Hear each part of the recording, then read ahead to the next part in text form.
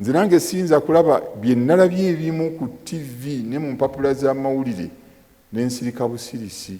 Mbagambeko mu kulonda kuno twalabye abantu abamu mu kifo ky'okugenda balonde bagenze n'emiggo. Nalabye ekifaananyi ekimu ng'omuntu alina emiggo esatu mu ngalo, ako si kalulu. Era ebyo byagenze nabyo tebyaleese mirembe awo we yagenze okulonda.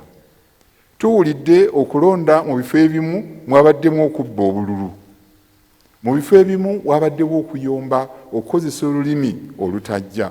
Bannange okwo si kwe kulonda. Ng'omulanzi Katonda atugamba nti ekyo ekyakoleddwa kikyamu, era bakikoze, mwakoze musango nsobi. Musaanye okwenenya n'okusaba Katonda ekisonyiwo